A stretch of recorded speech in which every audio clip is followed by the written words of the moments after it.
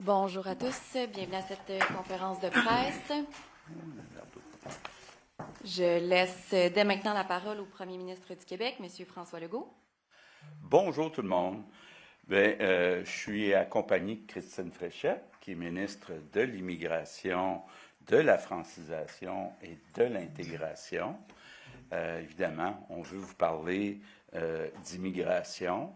D'abord, je veux rappeler que le Québec, dans toute son histoire, a toujours été très accueillant pour les nouveaux arrivants, pour les immigrants, puis il va continuer d'être très accueillant pour les immigrants. Par contre, ce qu'on doit dire, c'est qu'actuellement, le Québec a clairement excédé sa capacité d'intégration.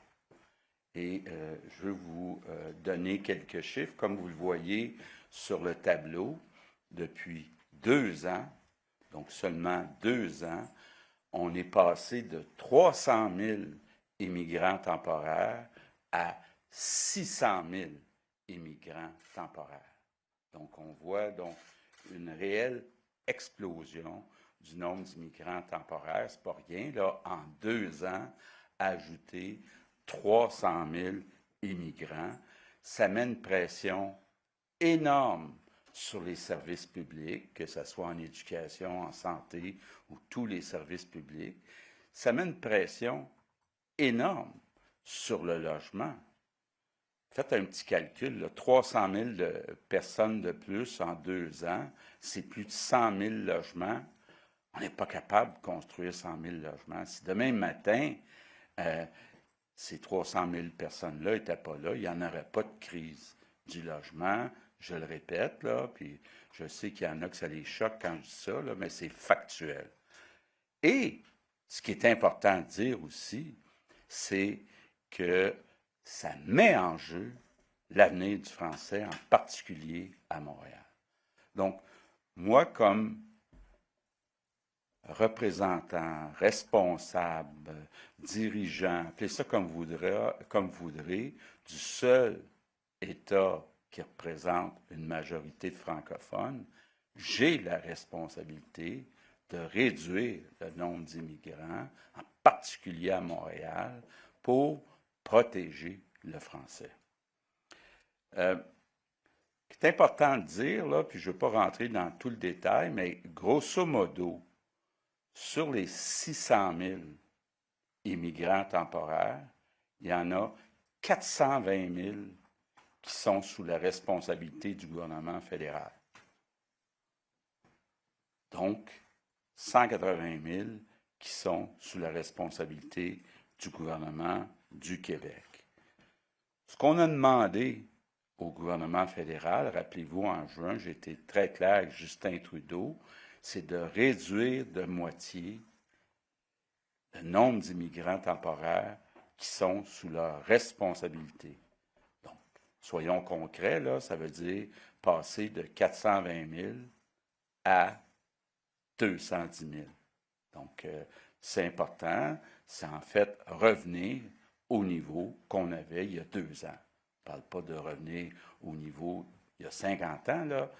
Revenir au niveau qu'on avait il y a 2 ans. Puis c'est urgent que le gouvernement fédéral agisse rapidement.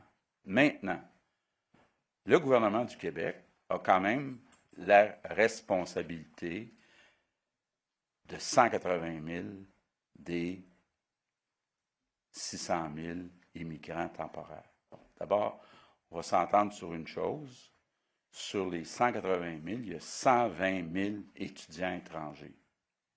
Ce qu'on s'est rendu compte, c'est qu'on n'a pas les outils légaux à Québec pour être capable de limiter le nombre d'étudiants étrangers par établissement d'enseignement. Donc, je vous annonce, première annonce, que dès le début de la session, là, donc dès cet automne, on va déposer un projet de loi pour se donner le pouvoir de limiter le nombre d'étudiants étrangers dans certains établissements où il y a eu, entre autres, des abus au cours des dernières années. Restent les 60 000 travailleurs temporaires qui sont dans le programme qu'on appelle PTET. Bon, je vous disais tantôt, notre objectif, surtout protéger le français, c'est de s'assurer qu'on réduise le nombre d'immigrants à Montréal. Sur les 60 000, il y en a 12 000 à Montréal. Donc, le pouvoir du gouvernement du Québec est quand même limité, mais le gouvernement fédéral ne manque pas une occasion de dire, ben, il faudrait que vous donniez l'exemple. Donc, aujourd'hui, on vient effectivement poser un geste à Montréal. Donc, je vous annonce un moratoire sur les demandes pour les travailleurs temporaires et sur les renouvellements pour les travailleurs temporaires du programme PTET sur l'île de Montréal pour 6 mois. Pour le poursuivre sur 1 an, sur 3 ans, sur 5 ans. Aujourd'hui, on vous annonce qu'on commence par 6 mois. Il va y avoir des exceptions. Bon, évidemment, on a besoin d'enseignants, on a besoin d'infirmières, donc ça va être des exclusions. On a besoin aussi de travailleurs en construction. Vous le savez, Hydro-Québec va avoir besoin de 35 000 travailleurs. On a beaucoup de besoins en construction, donc on exclut aussi la construction. On exclut aussi l'alimentation, ça veut dire la transformation alimentaire. Il n'y en a pas beaucoup sur l'île de Montréal, mais il reste qu'on a toujours comme intention de développer notre autonomie alimentaire. La dernière exception qu'on fait, ce sont les travailleurs qui sont mieux payés, donc qui gagnent plus que le salaire médian, qui est à 57 000 par année. C'est stratégique, ce sont des personnes qui ont des formations, qui ont des postes stratégiques, donc on ne parle sûrement pas de cheap labor, là, on parle d'emplois importants. Donc, on met en place sur l'île de Montréal un moratoire dans le programme du gouvernement du Québec sur les demandes et sur les renouvellements là, qui sont aux 2 ans, aux 3 ans, aux 4 ans. Donc, ça, c'est l'essentiel de l'annonce aujourd'hui. Donc, je termine en vous disant, ce qu'on annonce aujourd'hui, c'est un premier pas. Certains vont peut-être dire c'est un petit pas, mais il faut comprendre là, que, on a besoin de plus de pouvoir avec un projet de loi pour les étudiants. 2, le gros des immigrants temporaires, là, 420 000 sur 600 000, ça relève de programme du gouvernement fédéral. Donc, quand M. Duclos dit ce matin, j'aurais voulu être invité, bien, on va l'inviter quand il va agir sur les 420 000 qui sont contrôlés par le fédéral. Aujourd'hui, on parle du PTET qui est contrôlé par le Québec. Oui, on a besoin techniquement de l'accord du gouvernement fédéral, puis on l'a obtenu hier, mais il est temps que le gouvernement agisse sur les 420 000. Donc, je conclus en disant, j'ai un devoir. On a tous un devoir de réduire le nombre d'immigrants temporaires pour être capable de protéger nos services publics. On l'a vu là, au cours des derniers jours, il nous manque d'enseignants. Puis là, ben, on augmente des dizaines de milliers d'enfants, entre autres, à cause des immigrants temporaires. Santé, même chose. Logement, bien, je le disais tantôt, on ne peut pas ajouter 300 000 personnes qui ont besoin de plus de 100 000 logements en 2 ans, puis espérer qu'on va être capable de construire ça. Donc, il y en va aussi de toute cette pression sur le logement. Puis finalement, ce qui est, en tout cas pour moi, le plus important, on doit absolument réduire le nombre d'immigrants à Montréal pour protéger le français.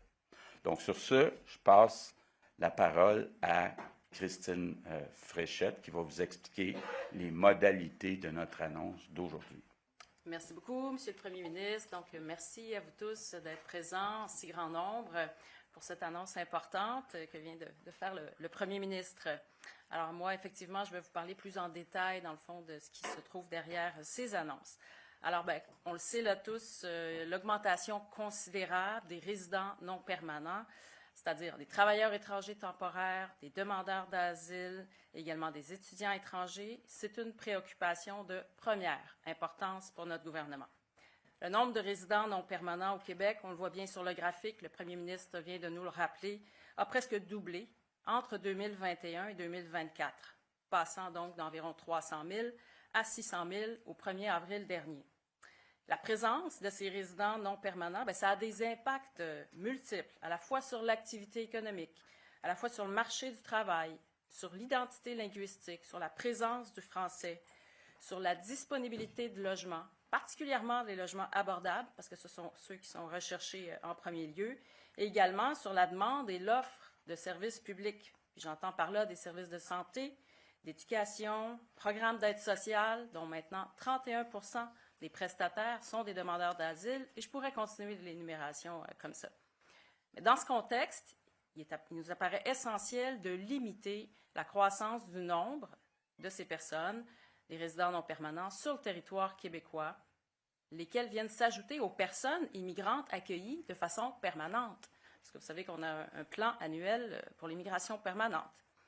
Bon, étant donné que le Québec n'a aucun contrôle sur l'arrivée des demandeurs d'asile sur son territoire, on a demandé, comme vous savez, au gouvernement fédéral de mettre en place un mécanisme de répartition pour les demandeurs d'asile à l'échelle du Canada et une diminution de 50 % de ceux qui viennent au Québec. On demande aussi au fédéral de resserrer les critères d'admission pour les visas de visiteurs, d'agir en amont parce qu'un trop grand nombre de ces pseudo-visiteurs viennent en fait pour faire une demande d'asile. Le Québec représente 22 % du poids démographique du Canada. Alors, il est anormal qu'on ait reçu 50 % des demandeurs d'asile du Canada ces dernières années. C'est beaucoup trop. Le Québec a également demandé au fédéral de réduire de moitié le nombre de travailleurs étrangers temporaires qui viennent à travers un programme complètement contrôlé par le fédéral, à savoir le programme de mobilité internationale, le PMI, sur lequel on n'a aucun contrôle direct. C'est là que se trouve le plus gros volume, comme le rappelait le premier ministre, de travailleurs qui viennent au Québec. Ottawa s'est engagé à réduire le nombre de résidents non permanents, mais nous, on leur rappelle qu'il faut le faire de manière costaude et urgente. C'est d'ailleurs dans le contexte de cette urgence d'agir, particulièrement à Montréal, qu'on est réunis aujourd'hui pour cette annonce. Donc, il y a des solutions adaptées, des solutions équilibrées qui doivent être apportées à la situation actuelle. Il nous faut limiter le nombre de résidents non permanents, tout en veillant à l'atteinte des objectifs du gouvernement du Québec, notamment celui de répondre aux besoins de main-d'œuvre dans certains secteurs stratégiques, comme la santé, les services sociaux, l'éducation, l'agriculture, la transformation alimentaire et la construction. Donc, venons-en maintenant au programme là, qui est géré conjointement par le Québec et le fédéral, le PTET, le Programme des travailleurs étrangers temporaires. C'est un programme qui permet aux employeurs de combler des besoins de main-d'œuvre de façon ponctuelle. Et là, notre intervention vient en fait freiner ce recours au programme du PTET. Notre objectif, c'est de limiter la hausse du nombre de titulaires d'un permis de travail valide de façon ciblée en utilisant les bassins de main-d'œuvre disponibles, déjà présents sur le territoire, puis en protégeant aussi certains secteurs d'activité. Donc, à ce sujet-là, il y a plusieurs éléments, je vous dirais, qui distinguent Montréal. Bon, tout d'abord, le premier ministre l'a rappelé, c'est Montréal qui subit la pression la plus forte sur le français. C'est là où des gestes les plus importants doivent être posés pour stopper le déclin puis renverser le déclin du français. Puis on a déjà adopté des mesures importantes à ce sujet, puis on va continuer de le faire. Montréal se distingue aussi en matière démographique puis en matière de main-d'œuvre. Montréal, c'est l'endroit qui a connu la plus forte croissance démographique au Québec en raison de l'afflux des résidents non permanents. On parle d'une croissance de 4,3 % à Montréal, contre 2,3 % dans le reste du Québec. Donc, l'écart est énorme.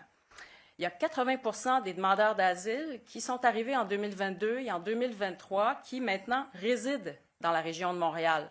Donc, il y a là aussi un bassin de personnes important.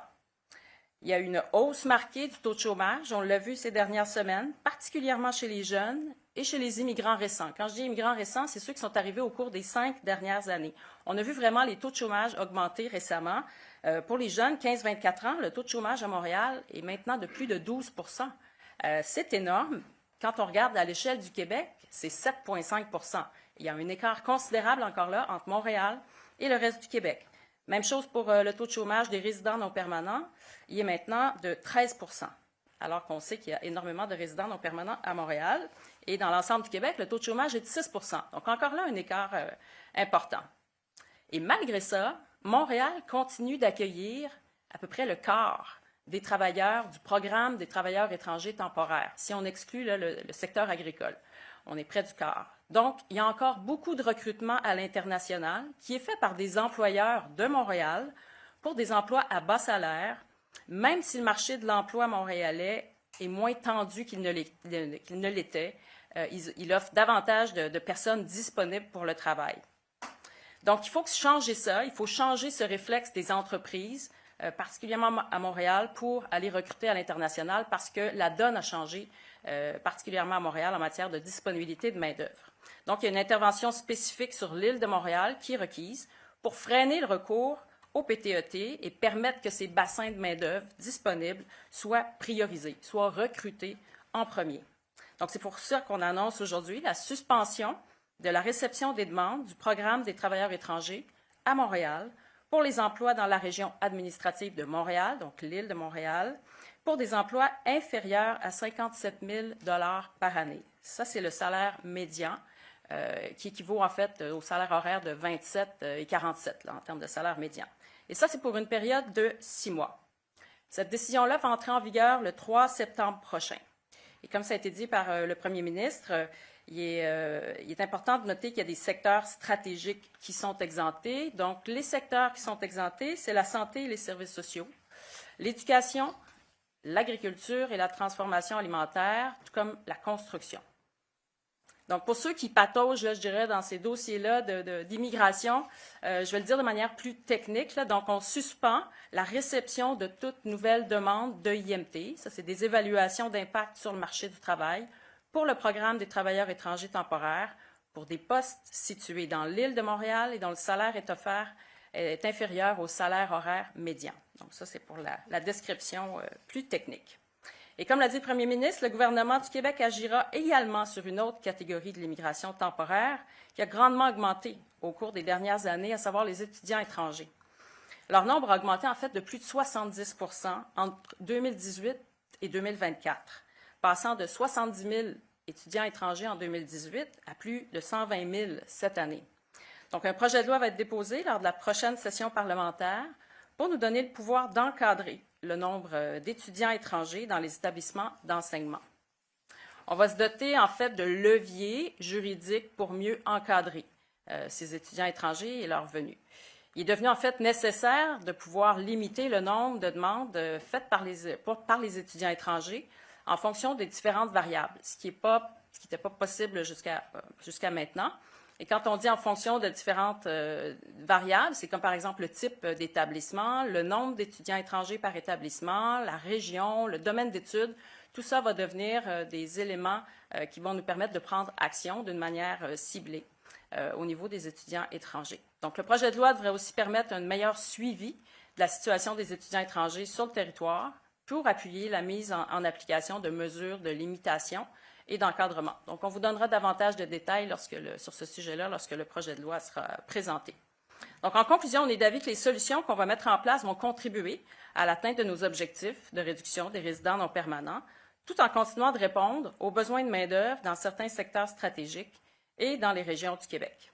L'action du fédéral va toutefois être déterminante pour réduire le nombre de travailleurs dans les programmes fédéraux que sont le programme de mobilité internationale, le PMI, et également pour le programme d'accueil des demandeurs d'asile. Donc, de mon côté, je vais continuer à travailler en étroite collaboration avec le ministre Miller et les autres homologues provinciaux afin de mettre en place un mécanisme de financement et de répartition des demandeurs d'asile pour que tout ça procède de manière juste, équitable et durable. Alors voilà qui complète mon intervention. Donc, je vais laisser la parole. Merci beaucoup, Madame Fréchette. On va passer à la période de questions. Donc, il y a 2 micros pour les médias. Donc, un ici à ma droite, un autre derrière les caméras. On va alterner. Ce sera une question, une sous-question par journaliste, s'il vous plaît. On va commencer en français et terminer en anglais. Je laisse la parole. Bonjour à vous deux. Louise Leduc de la presse. Je m'intéresse beaucoup à l'éducation. Vous n'avez pas beaucoup parlé là, du projet de loi de l'automne. Est-ce que ça va toucher aussi les cégeps? On sait qu'il y a certains cégeps là, dont les programmes dépendent de l'afflux des étudiants étrangers. Qu'est-ce que vous avez à dire sur un petit peu plus de détails là-dessus? Bien, je veux rassurer les établissements d'enseignement en région. Je suis très conscient, entre autres comme ancien ministre de l'Éducation, qu'il y a des programmes en région qui existent parce qu'il y a des étudiants étrangers qui viennent compléter des classes. Donc, il n'est pas question de toucher à ça. OK, mais donc, quand vous disiez il y a eu des abus dans certains établissements, comment vous allez, tu sais, comme ça va être quoi votre barème pour déterminer combien qu'il en faut? Parce que là, ça ne sera pas par établissement, que je comprends. Alors, comment vous allez faire ça? Ça va être par établissement, mais ben là, je ne veux pas non plus commencer à expliquer un projet de loi qu'on va déposer dans quelques semaines.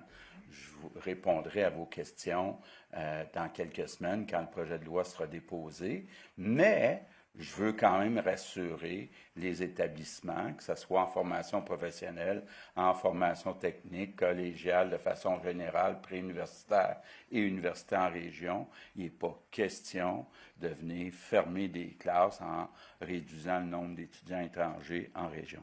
Prochaine question. Bonjour, Marie-Lise de TVA. Je suis ici cachée.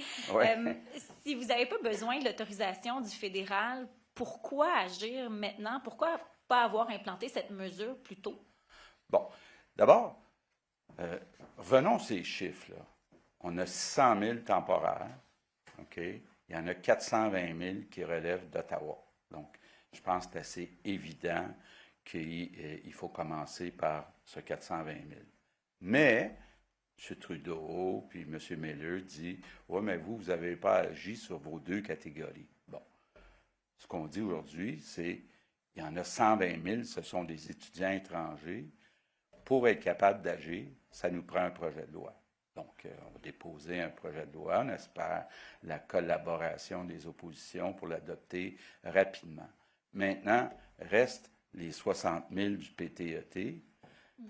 Le grand problème, en tout cas pour moi, ce sont les 12 000 qui sont sur l'île de Montréal. Donc, on vient dire aujourd'hui, on va réduire d'à peu près le tiers en 6 mois, puis on n'exclut pas d'aller plus loin. Je comprends qu'il y a des personnes qui vont dire que c'est très peu, mais je comprends, là. Les 2 gros morceaux, c'est le fédéral 420 000, à qui on a demandé de réduire ça de moitié, puis les étudiants, où ça prend un projet de loi. Donc, au début, aujourd'hui, c'est un premier pas pour le PTET. Mais pourquoi ce premier pas-là n'a pas été fait il y a 1 an, il y a 2 ans, il y a 3 ans, il y a 4 ans? Bien, parce qu'il y a une urgence de se concentrer. Il y avait une urgence de se concentrer, entre autres, sur les presque 200 000 demandeurs d'asile. Comme le disait Christine, le Québec représente 22 de la population et on en a reçu 50 %. Donc, on s'est concentré là-dessus. On s'est concentré à demander au fédéral d'agir. Aujourd'hui, on vient un peu comme donner l'exemple. Là, ce qu'on propose aujourd'hui, ça devrait nous permettre de retirer 3 500 personnes à Montréal sur les 6 prochains mois.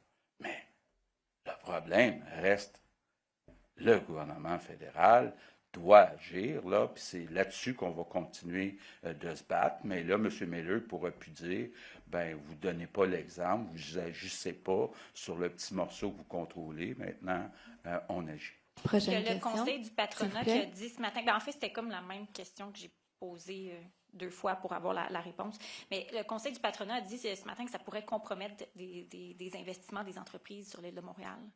Écoutez, on parle de 3 500 personnes, on parle de bas salariés, on parle de l'île de Montréal. Je pense que je connais bien le milieu des entreprises. C'est certain qu'eux autres, plus ils ont de main-d'œuvre, surtout de la main-d'œuvre à bas prix, plus ça fait leur affaire. Mais je pense qu'il faut trouver un équilibre entre les besoins du marché du travail, puis entre autres l'avenir du français à Montréal. Merci. Annie Guillemette, Cogeco. Bonjour. Justement, on parle des... Bon, là, il va y avoir des jeux là, du côté des compagnies. J'ai une adresse à Longueuil, je vais faire ma demande. Comment on va gérer ça? Les ponts sont parfois congestionnés, mais on peut y parvenir à les passer. Donc, l'île de Montréal, oui, mais Longueuil, Laval... Oui.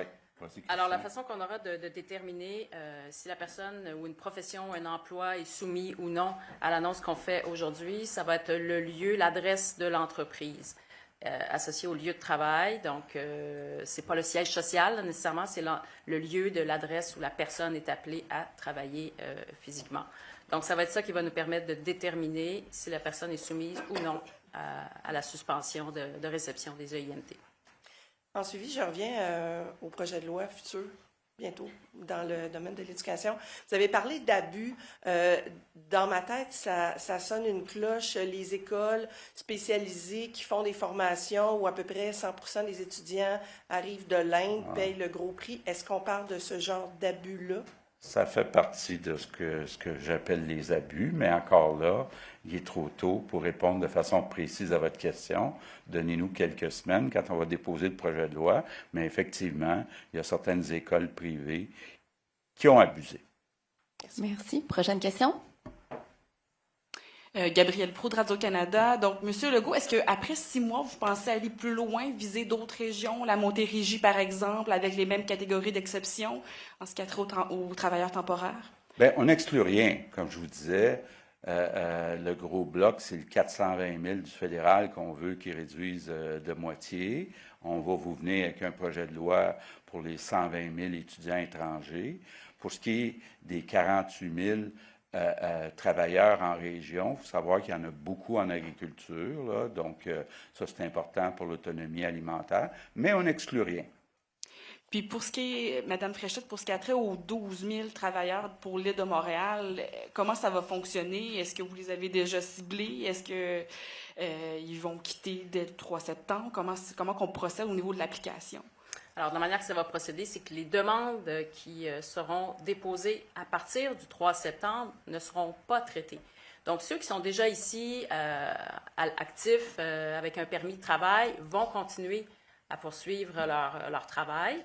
C'est lorsque arrivera l'échéance de ce permis de travail-là, s'ils voudront renouveler leur permis de travail, s'ils sont situés sur l'île de Montréal et qui ne sont pas dans les secteurs protégés et que le salaire est de moins de 57 000 par année, eh bien là, ils ne pourront pas renouveler avec ce même emploi. Donc, c'est comme ça que ça va procéder. C'est pour les demandes qui seront déposées à partir du 3 septembre pour 6 mois au moins. Merci beaucoup. Prochaine question. Sarah Champagne du Devoir. Je voudrais revenir sur l'aspect de renouvellement. En fait, les gens qui étaient, donc, vous venez de le dire, déjà ici sur un permis de travail, quelles options vont être offertes à ces personnes-là? Je prends un exemple, quelqu'un qui serait serveur dans un Tim Hortons au nord de Montréal. Est-ce qu'il va pouvoir rester? Est-ce qu'il va avoir l'option de présenter une autre demande de résidence permanente, par exemple? Eh bien, en fait, il y a différentes options là, qui pourront s'offrir.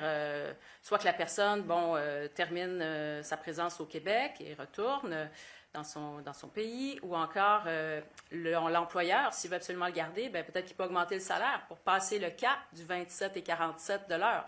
Nous, on veut que les emplois bien rémunérés puissent se poursuivre. Donc, si l'employeur a la capacité de rehausser le salaire, ça, ce serait une option. Sinon, il y a toujours l'option d'aller en région. Donc, en dehors de Montréal, eh bien, là, les réceptions d'évaluation d'impact sur le marché du travail vont se poursuivre. Donc, il y a cette option-là aussi. Si la personne a la réelle volonté de rester au Québec et qu'elle a des compétences qui cadrent avec les besoins en région, ça, ce serait une autre option. Il y a beaucoup de travailleurs temporaires, justement, qui veulent demander la résidence permanente. En ce moment, ils ne peuvent pas le faire s'ils ne sont pas qualifiés. Vous allez rouvrir une voie, mais est-ce que les critères de français peuvent vraiment être remplis par ces travailleurs-là, surtout sachant qu'ils n'ont pas nécessairement de place là, avec les coupes en francisation dont on a entendu parler dans les dernières semaines? Bon. Bien, d'abord, soyons réalistes, là. On accepte 50 000 travailleurs, on accepte 50 000 immigrants permanents par année dans 3 catégories, les travailleurs, la réunification familiale, puis, bon, réfugiés et autres. Là, on a 600 000. On a 600 000 temporaires. Donc, ne fera pas croire à tout le monde qu'ils vont être capables d'être rapidement dans les 50 000 qu'on choisit à chaque année, d'autant plus qu'il y a déjà, entre guillemets, une liste d'attente. Merci beaucoup. Prochaine question? À l'autre micro, il n'y a personne, on continue. Bonjour, Romain Chuer, Radio-Canada. Il y a 3 ans, Monsieur Legault, vous disiez que les immigrants qui gagnent moins de 56 000 $ empirent votre problème. C'était vos mots devant des partenaires d'affaires. Est-ce qu'aujourd'hui, vous réglez votre problème? Mais surtout, pourquoi, dans ce cas-là, pas faire la coupe que vous demandez tout simplement au gouvernement fédéral et pas réduire de moitié aussi le PTET d'une manière générale? Bon. D'abord, vous rappelez très bien, M. Chué, que depuis mon entrée en politique, un de mes objectifs, c'est de réduire notre écart de richesse avec le reste du Canada, d'augmenter le PIB par habitant. Donc, les emplois qui sont bien payés, ça aide à augmenter la richesse au Québec, puis à avoir une meilleure croissance du PIB par habitant que nos voisins, ce qu'on a réussi à faire. Donc, pour moi, il y a une différence, effectivement, entre les salaires bien payés et les salaires moins bien payés. Maintenant, il faut regarder toutes sortes d'exceptions. Pensons à l'agriculture et la transformation alimentaire. On veut quand même, j'ai vécu la pandémie, là, puis j'ai eu peur à un moment donné qu'ils ne soient pas capables de nourrir tous les Québécois, donc de continuer à augmenter notre autonomie alimentaire. Ça fait partie des exceptions. Mais effectivement, l'autre chose aussi que je vous dirais, les étudiants, là, moi j'ai un faible pour les étudiants parce que ce sont des personnes qualifiées, jeunes, qui viennent augmenter le salaire moyen au Québec. Donc, je pense que la plupart des endroits dans le monde essaient d'attirer le maximum de travailleurs bien payés, bien qualifiés. Bien sûr, tout le monde doit faire son effort pour aider les personnes démunies qui recherchent une vie meilleure. Puis là, bien, quand on prend les demandeurs d'asile, le fait qu'on ait reçu 50 des demandeurs d'asile du Canada au Québec, je pense qu'on fait notre part. J'imagine que la demande principale, de toute façon, que vous faites, mettons de côté l'annonce du jour, la demande principale, c'est de réduire l'immigration d'une manière générale au fédéral, dans le pays en entier. Les demandes d'asile, c'est vraiment l'éléphant noir aussi dans la pièce. C'est difficile pour vous d'avoir des mesures concrètes, même à demander au fédéral, parce que, hormis fermer l'aéroport de Montréal ou l'aéroport de Toronto, ces gens-là vont rentrer au pays. Ils viennent d'Inde, Mme Fréchette en a parlé encore tout récemment. Qu'est-ce que vous demandez concrètement au fédéral, puisqu'il y a déjà un visa, par exemple, pour l'Inde, contrairement au Mexique, justement, où vous avez eu de gain de cause et le fédéral a réimposé un visa, mais comment empêcher les gens ou ces familles, ou bien sûr il y a des réseaux de passeurs, on en a déjà parlé ensemble, mais comment empêcher ces personnes-là d'entrer au Canada et donc d'arriver au Québec? Vous proposez des mesures ensuite, mais initialement, il faut que ces gens-là n'arrivent pas au Québec si vous voulez réduire le nombre de moitié. D'abord, je veux vous rappeler là, que je suis très fier du communiqué de presse qu'on a émis à Halifax le mois dernier, signé par tous les premiers ministres de toutes les provinces, où on disait deux choses. Le gouvernement fédéral doit réduire le nombre de demandeurs d'asile, donc peut être plus exigeant sur les visas, peut mettre en place toutes sortes de mesures. Ça, c'est pour le total. Puis on a aussi tous signé le communiqué qui dit que les demandeurs d'asile doivent être répartis équitablement entre les provinces. Il y a même des provinces qui ont levé la main, comme le Manitoba et Terre-Neuve. Vous dites, c'est vrai, nous autres, on n'a pas pris beaucoup, on lève la main. Donc, évidemment, c'est pas simple. L'idéal, c'est à l'arrivée que le gouvernement fédéral dise, bien, écoutez, vous devez aller dans une autre province. Doit mettre en place aussi des incitatifs pour transférer une partie des demandeurs d'asile qui sont ici actuellement dans d'autres provinces. Mais ce n'est pas équitable là, que le Québec reçoive 50 des demandeurs d'asile alors qu'on représente 22 de la population. Ça fait mal à nos services publics, ça fait mal à notre logement, ça fait mal à l'avenir du français. Vous me Permettez juste une précision, on se voit rarement. Aujourd'hui, on en a parlé avec votre cabinet, Madame Fréchette. On a indiqué que vos journées de recrutement du gouvernement du Québec vont être réduites. C'est aussi un pas dans cette direction-là. Vous disiez, Monsieur Legault ou Madame Fréchette, de réduire l'immigration temporaire en montrant l'exemple et en arrêtant ces dizaines de missions de recrutement qui ont eu lieu depuis les dernières années. Bien, on passe en revue, en fait, l'ensemble des actions que l'on mène sur ce plan-là. Les Journées Québec, ça en fait partie. Donc, on est à regarder la portée qu'on veut donner aux Journées Québec. Il faut voir qu'il y a quand même plusieurs recrutements qui sont faits en lien avec des secteurs qui sont protégés là, dans le cadre de l'annonce aujourd'hui. Donc, beaucoup de recrutements est fait pour ces secteurs-là. Puis, il y a beaucoup de ces gens, en fait, 80% qui sont recrutés, qui s'en vont en région. Donc, on essaie voilà, de faire correspondre l'ensemble de nos orientations avec les Journées Québec. Donc, les analyses sont en cours et on vous tiendra informé des développements. Merci beaucoup. On va passer en anglais maintenant. Ah, en français? Dernière définition en français, on va passer en anglais à l'autre micro. Oui, bonjour, Frédéric Lacroix de la Presse canadienne. Sur quoi vous allez vous baser pour décider de prolonger ou non le moratoire de 6 mois? Qu'est-ce que vous avez évalué au bout de ce moratoire-là? Beaucoup de choses. Première chose, est-ce que le gouvernement fédéral agit enfin? Deuxièmement, on va voir la réaction là, sur le premier 6 mois. On va se donner du temps aussi pour peut-être encore mieux analyser les groupes qui sont exclus pour voir s'il y a lieu de ratisser un peu plus large. On va regarder aussi ce qu'on est capable, ce qu'on veut faire avec les étudiants étrangers. C'est tout ça qu'on va regarder dans les 6 prochains mois.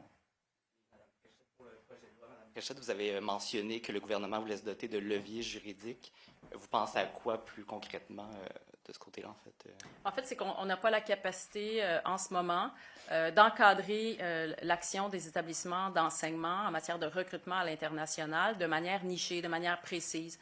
Ce n'est pas un enjeu qui avait été soulevé auparavant, donc les outils n'existent pas à l'heure actuelle pour intervenir. Donc, on va avoir un projet de loi qui va nous permettre d'intervenir, soit en agissant par établissement ou en agissant par région, en agissant par programme. Donc, c'est des orientations qu'on va vouloir mettre dans le projet de loi, mais on vous reviendra avec les précisions. Merci beaucoup. On va passer en anglais. Maura Forrest, Canadian Press. This new legislation that you're talking about, to what extent is it going to target the English language universities, McGill and Concordia, for example? Bon, like I said, regarding the students, we will table a bill at the beginning of the session this fall, so that will be the right time to ask this kind of question. Regarding your announcement today, you're talking, if I understood correctly, about a reduction in 3,500 people over 6 months out of what you're saying is about 600,000. Is this just a symbolic measure? No, I think we have to show the example because we're putting a lot of pressure since almost a year on Justin Trudeau to reduce the 420,000 temporary immigrants controlled by the federal government. Few times Mr. Trudeau and Mr. Miller said, but what about your program? So, like I said, regarding our program, we only have 12,000 workers in Montreal in Quebec program. So we take action today. So I hope they won't use this argument anymore and finally make a move to reduce the number of immigrants. Merci. Prochaine question. Good morning, Premier. Can you just go over the reasons why you're making this announcement today? What are your motivations exactly? Okay. Well, first, in the last 2 years, we've seen an increase of 300,000 temporary immigrants, 300,000 additional people. So, of course, it has a major impact on services like education, like healthcare. A major impact also on housing. When we talk about an additional 300,000, it means more than 100,000 additional houses that are needed. No way we can build 100,000 places within 2 years. So it has a major impact. And especially in federal programs, a lot of the people come to Montreal. They don't speak French. And we've seen in the last years that there's a decrease about every 5 years. That's the statistic we have in the percentage of Francophone. So I think it's important for the future of French also to reduce this number. And on top of that, if we talk about asylum seekers, it's not fair that in the last few years, Quebec received 50% of them coming to Canada, while we represent only 22% of the population. And even premiers or other provinces, they signed a press release last month saying we have to distribute them between the provinces. Talking about that, can you just specify what is it exactly that you're asking Justin Trudeau? Okay, what we are asking, there are mainly two important programs at the federal level, the asylum seekers and what we call the PMI. Yes. We have some workers in that, but also a lot of other people. What we're asking him is to reduce the number by 50% as soon as possible. So that's what we are asking him. I would say that at least for the last 6, 8, 10 months, we're asking that. And so far, they haven't taken any major action. So it's about time they move, because even Quebecers, they suffer regarding housing, regarding services. And of course, it put a lot of pressure on French, especially on the island of Montreal. What would you tell people that are feeling that you're blaming temporary immigrants for the problems of this province? You're talking about the housing crisis, education. It seems that you're putting the fault on temporary immigrants only. What would you say? It's facts. I think we are, in Canada and Quebec, the place in the world welcoming the highest number of immigrants. Come on, it's a question of facts. You cannot accept 300,000 additional people in 2 years without any impact on the number of teachers you need, the number of nurses you need, the number of houses you need, and the future of French. It's a question of fact. Merci beaucoup. Prochaine question. À l'autre micro? Good morning, Sweeter from City News. What if these temporary workers are already in Montreal? What options do they have to stay? What are the options? Same question. Oh, same question. What are the options? Okay. Well, there are different options for workers who are working in Montreal and whose work permit will come to an end. One of these options is that maybe their employer is able to increase their salary. If it's possible to increase the salary of the person above $27 per hour, it will be possible then to renew the work permit for the person. Maybe the person won't be willing to stay in Quebec, so she can also return in her country. Not everyone wants to establish himself or herself in Quebec for the long term, so this is another option. And there is also the option of working outside of the island of Montreal.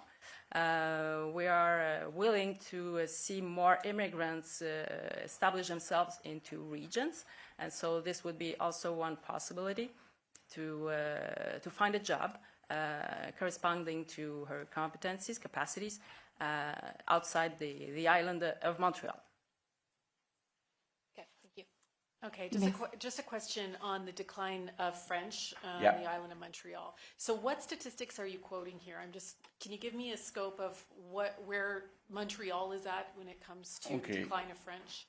Whatever indicators you use, they are all decreasing. So percentage of people speaking French at home, percentage of people speaking French on a public place, percentage of people speaking French at work.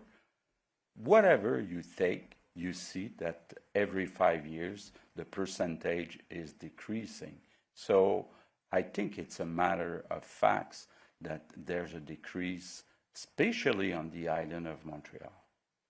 And you believe doing this with the temporary workers will solve that problem?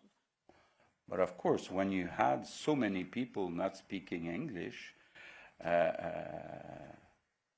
it has an impact. And it's not only me saying that. What's the commissary name? Benoit Dubreuil. Benoit Dubreuil confirmed that in a very large study. Merci beaucoup. Bonjour, René Brumer, Montreal Gazette. Monsieur Legault, you mentioned certain educational institutions that are, in a sense, abusing the system and taking in too many international workers. We talked about professional schools that, say, take in a lot of people from one country. We know also that English universities in Montreal take in a large percentage, probably the majority, of international students. So would those be among the ones also, say, targeted by new legislation? No, when I talked about institution abusing, I'm not thinking about McGill or Concordia. But if it is English institutions, say like McGill and Concordia, that do take in the majority of international students, would they be the ones that would be perhaps hardest hit by this new legislation? Again, I would like you to wait a few weeks before we table the bill to answer your questions, because we have still discussions about it. Merci beaucoup. Je pense qu'on a une dernière question à l'autre micro. Oui. Good morning, Monsieur Premier Ministre. Yeah. On another subject, the Liberals have denounced your government for not being present on the ground in the area of Montreal and Laval, hit hard by floods. Why haven't you visited flooded citizens in Montreal? The question's for Dan Spector, Global News. Okay. First, to give you an example, I spent most of the afternoon yesterday working on that. I think that what was important for me during the first weekend was to reduce the problems with Hydro-Quebec, because we had 550,000 people without electricity. It was important also to settle the problem with some roads. We had more than 150 roads being in problem. Now, the problem is really with the houses, and what's the compensation we have to give to these people. And I think, of course, we have to look with companies like Intact and with Desjardins, what is covered by them. What happened with the other cases. So I'm working on that. I went to Louisville. I spoken with many mayors who spoke themselves with people in the population. So I think I said what I had to say about it. So if I understand correctly, you were busy doing governing and weren't able to come on the ground for Montreal and Laval. Is that correct?